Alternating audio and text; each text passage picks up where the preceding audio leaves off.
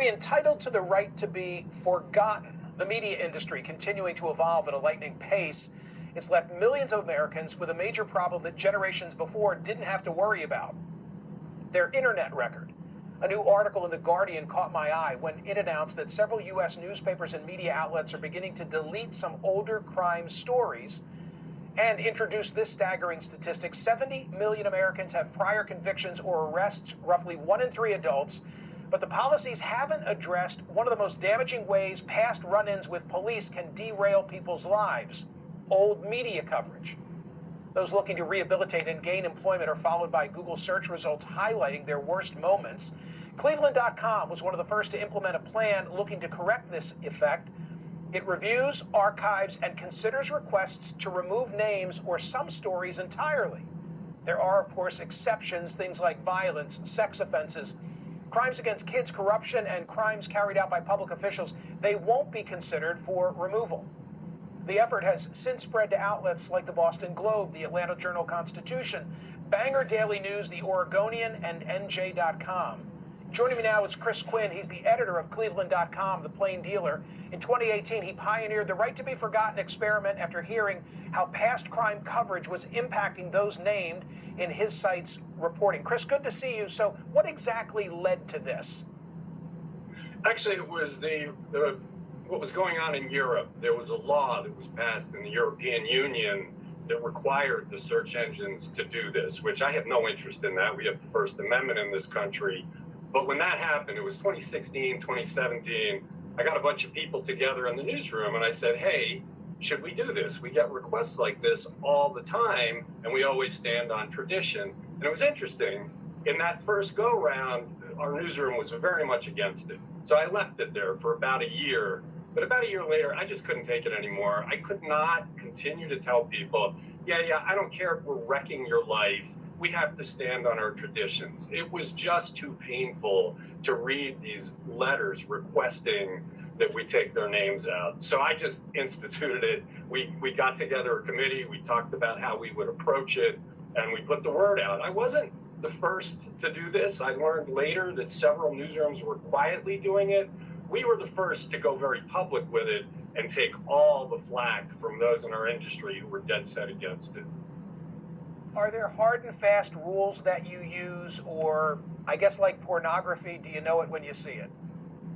Well, it's interesting you ask that, because as this became a movement later, some journalists got together and tried to come up with rules. And one of them was you should have written guidelines, which I don't agree with, because written guidelines are used against you later. I think this comes down to what's the right thing to do. We always come down to a fundamental question.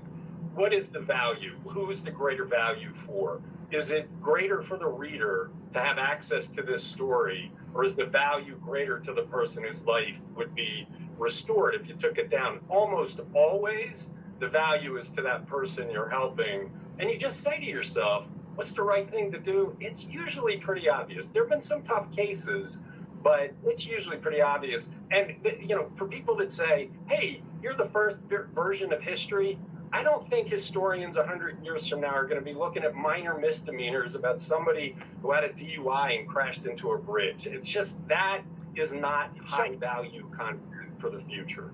I'll put on the screen and read aloud. Here's something that you wrote. As an example of the kinds of stories I'm talking about, consider the drunken teenager who breaks a monument in a cemetery, or the errant driver who hits the gas instead of the brakes and drives through a storefront. These are mildly interesting bits of news because they happen not because of who was involved, but if the names are included and the stories stay on Cleveland.com for years or decades, the embarrassment never ends for those involved. I'll date myself with this reference, but what about Gladys Kravitz, who says, I want to know what's going on in the neighborhood. Don't I have a right to that information?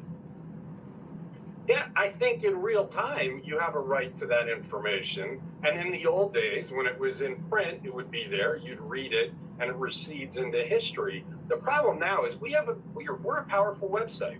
We have 10 million people coming a month to our website. So if you search for something and your name has been in our archives, it's one of the first things that pops up. It dogs you forever. Is that right? People who have gone to court through a legal process to have their case cleared because they've satisfied all of their sentencings.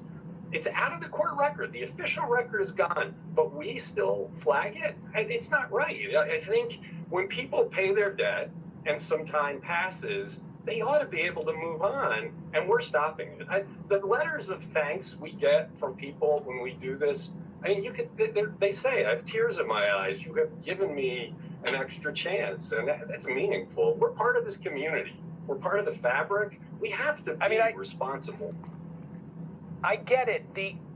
I'm thinking of myself and my friends. The indiscretions of my youth are limited to people's memories, and are beyond being subject to a Google search. So it makes intuitive sense. Anyway, thank you for being here and explaining it. I appreciate it very much. Good to be here. Thank you.